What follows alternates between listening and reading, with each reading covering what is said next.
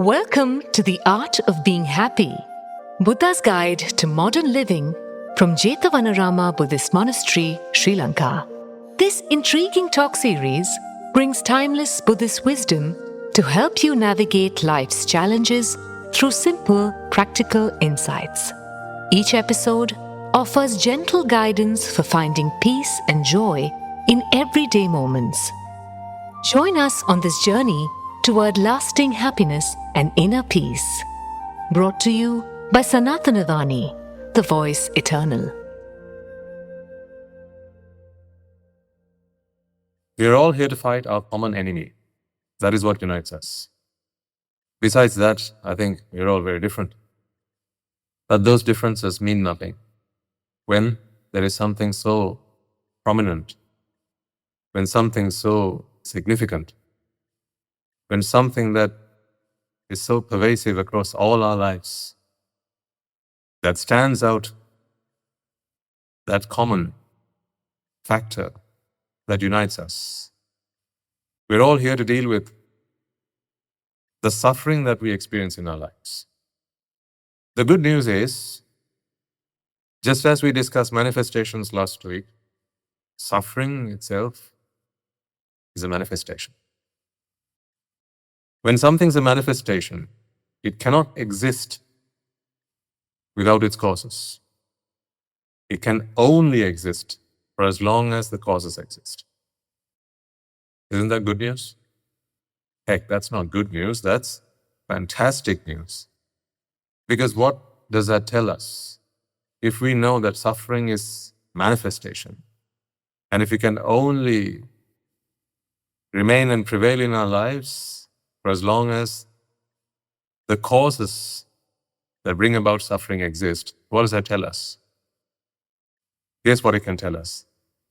If we can discover those causes, if we can find out what those causes are, then what can we do about it? We can eradicate it for good. That is your journey to Buddhahood. The Buddha is someone who is free of suffering. Now, of course, when we talk about Buddhas, there are three types of Buddhas. We know that there is a Supreme Buddha. We know that there is the Silent Buddha or the Pacceka Buddha. And we know that there's an Arahant Buddha. Once again, the only thing that is common between these three Buddhas is that they're all free of suffering. Everything else is different. So it makes sense to find what is common and then deal with that. The reason that people seem to be lost, no matter where you look, is because they're so focused on what sets them apart. People are so focused about what makes them different from each other. See, great leaders, great philosophers, religious leaders, if you wish to call them that, come to this world from time to time, and they teach what they know, as best they know, to deliver mankind from suffering. They help us to identify what is common amongst us. But just take a moment to think about what people use religion for today. When those leaders, when those religious philosophers, they deliver the Dhamma, it could be Christian Dhamma, it could be Islamic Dhamma, it could be Buddha Dhamma. Matters not. Hindu Dhamma, Jewish Dhamma, that's all Dhamma. The Dhamma is what the mind bears. So whatever Dhamma they are able to preach, whatever Dhamma they are able to deliver to mankind, all of it is intended to help us all identify what is common amongst ourselves, the common problem. But lo and behold, quite unfortunately today, religion itself is used for people to separate themselves. They stand fast to say, I am of this religion, you are of another religion, so you and I, we can't get along. You know, nowadays we only have washrooms that are like gents and females, right? In years to come, I think there'll be washrooms like for Buddhists, washrooms for Muslims, washrooms for Christians, and so on. Because the human mind, and a mind that is ridden with ignorance, constantly seeks separation. It looks to identify itself as a unique entity. I'm only scratching the surface here. We will get to this, the profoundness of some of these points as we progress our talks. What prompted me to talk about this was, at the end of last week's talk, one of you came and asked me, Taminam sir, you say everything's a process, that it's all common. It's just one form taking another form, and that is what a manifestation is. Like we talked about the rain example. A rain and a fountain are simply different manifestations of the same causes, right? If that is so, then what is unique about you and I? You are different to me. I am different to you. And I sense that, don't you? Yes, so what is unique about you and I? The answer to that question was, you're asking the wrong question. We seek answers to what is unique.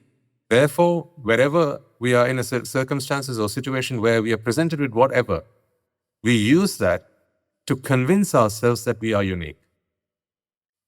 When you look at yourself in the mirror, you see a form, you see your body. You identify yourself as either male or female.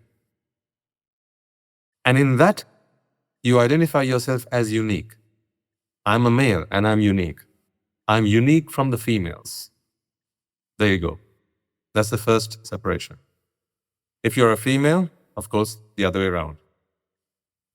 And then you keep on standing. You remain stood in front of the mirror, and then you look at yourself and you go, I wear spectacles.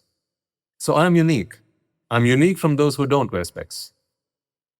Another factor for division.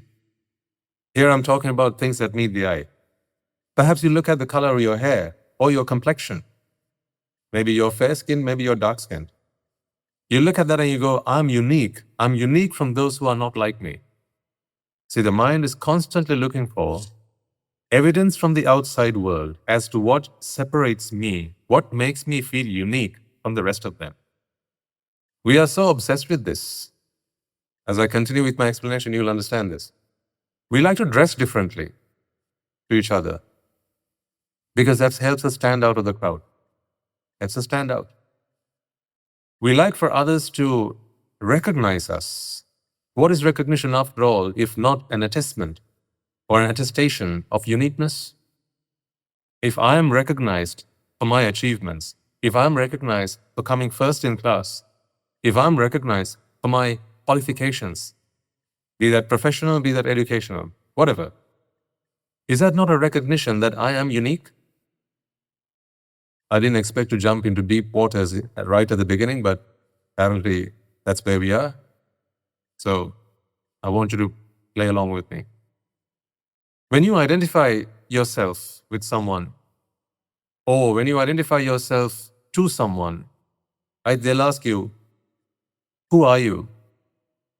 And one of the first things that will come to our mouths is, I am, and your name, right? Your name is a factor that you have used to separate yourself from everybody else. It makes you feel unique. And you thrive in that uniqueness. It makes you feel good when you are unique. You like to feel unique. You like to feel that there's only one of you. Yes, we have to have companionship, absolutely. I can't be alone, I have to be with somebody else. I need more unique people to be with me. That's what I need. Just think about what I'm trying to explain to you here. If you work in an office, the higher up they go in the hierarchy, this is typical, I mean, it's not everywhere, but typically, if you are a senior officer, you're a senior manager, for instance, you get your own desk, you get a special chair, a swiveling chair. Right? The higher up you go, you get more facilities. Perhaps you get your own office, and that office has to look different to the office next door. That your chair, if it's a high back, and if it's more cushiony, if it's of a finer leather, all these things help you to identify yourself as a unique individual. Special treatment. You enjoy special treatment. It's all right. There's nothing to be embarrassed about. although it might seem embarrassing. This is just the nature of the human mind. You like to be treated specially. People like special treatment. This is part of our ego, part of our pride. You like to stand out of a crowd. Just have a think about, some of the things that people invest in, the material things that people like to gain for themselves. I'm only talking about the human condition, all right? I need you to understand that. I'm not talking about any of you individually. I'm just talking about the human condition. This is what the mind is like. If your mind is like that, then it's just time for you to understand yourself, that's all. This is not an accusation. This is not an offense towards anybody. Although it might feel like it, it's not intended. I'm just talking about the human mind.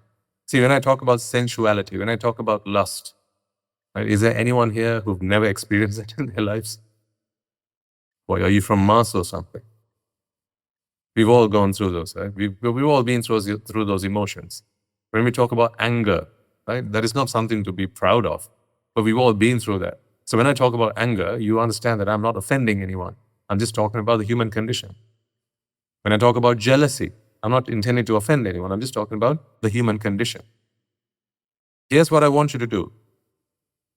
Listen to these words and try and identify yourself. Moments where you might have experienced these emotions. Here's what I don't want you to do. I don't want you to think that Swami Narayan is personifying these emotions, these conditions, and targeting me. That's not what I'm doing. Because frankly, I don't know any of you that well to know who's who and what's what. I don't know whether you're a good person or a bad person. I don't know. I don't know whether you're jealous or whether you get angry a lot or whether you're just a happy-go-lucky person. I don't know. I don't know enough about you to make any of those judgments. But here's what I do know. I know about the human condition. Although we all feel that we are unique, what is true is, inside each of those bodies is a mind. And the Buddha's teaching is about the mind. He teaches about defilements. He teaches about hindrances. He teaches us about cankers. All of these affect the mind, not you. What does it affect? The mind. Do you have a mind? Well, there you go. That's why they affect you. Not because you are you. Not because you are male or female, but because you have a mind. And these are conditions that affect the mind. So I'm talking about the mind. Think about the way you like to brush your hair. When you prepare yourself for a party, right? When you're getting ready for a party and you know who else might be coming, right? You stand in front of the mirror and dress yourself up, patch yourself up, right? Do all sorts. Don't you like to do your makeup or prepare yourself in a way that you can stand out when you get there, so that people will say nice things about you? So that when people see you, they'll recognize you. They'll say good things about you. They'll say, oh, you look nice. At least you want them to feel that way. Maybe not say out loud, but at least when they see you, you want to look presentable. Because you are unique. At least you feel that way. The car you drive, the house in which you live, the street in which your home is, all of these things, the watch that you wear on your wrist, what brand is it? I just want to take a moment to think about these things. Now, you don't have to come and hide your watch next time you come here. It's all right. I'm not talking about anyone individually. Please understand that. Otherwise, you'll think that Swami Narayan is offending us from the moment he got here. No, I'm not. I'm only talking about the what? The human condition. Just talking about the mind. Because I know how minds work. You may know how business empires work.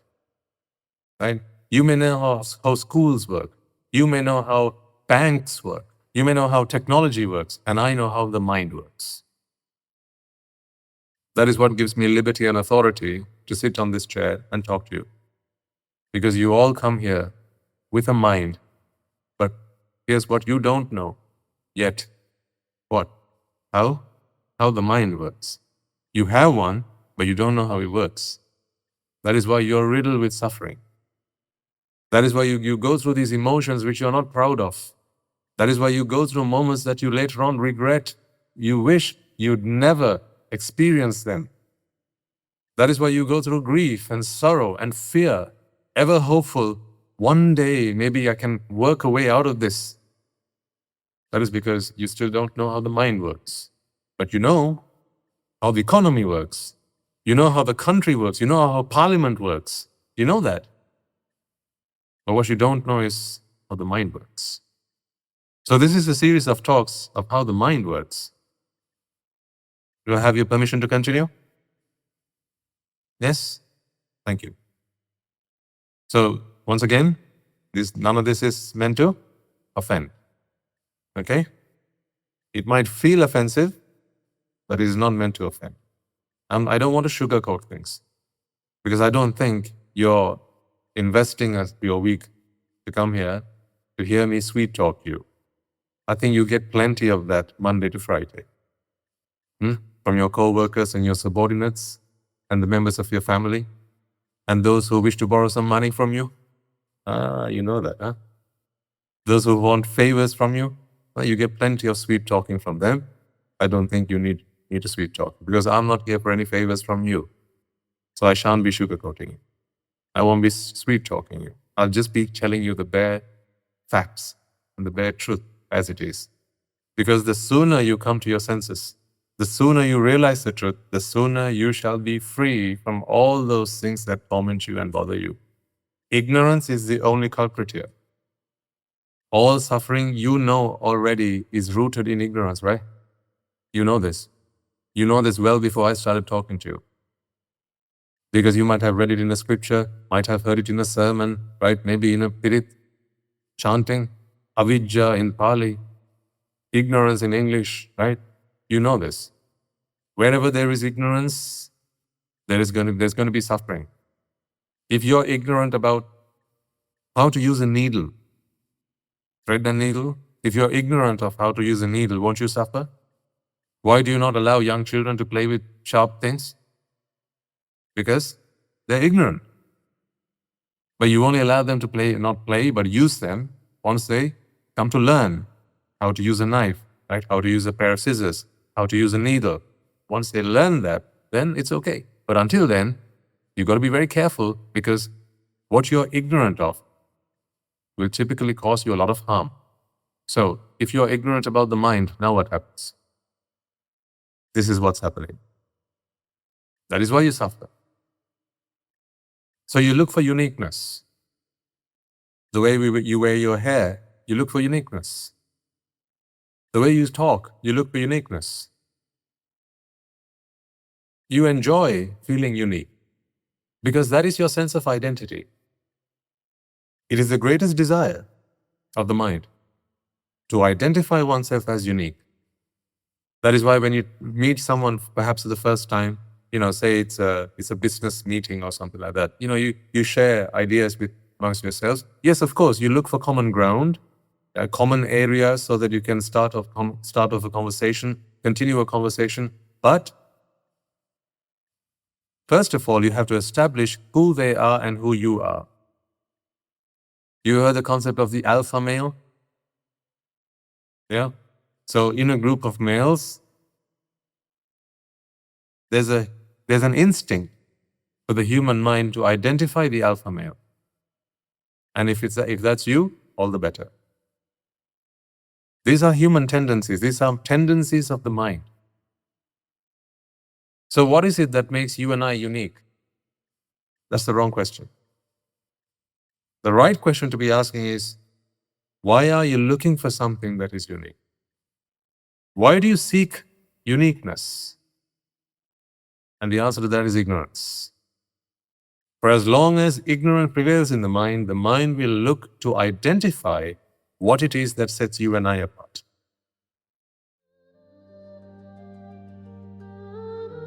Thank you for joining us on The Art of Being Happy from Jethavanarama Buddhist Monastery. May today's wisdom bring you peace and joy in your daily life. We'd love to hear how these talks have touched your life. Share your experiences with us on +91 6361 80 3371. Until next time, may you find happiness in each present moment. Brought to you by Sanathana Vani, the voice eternal.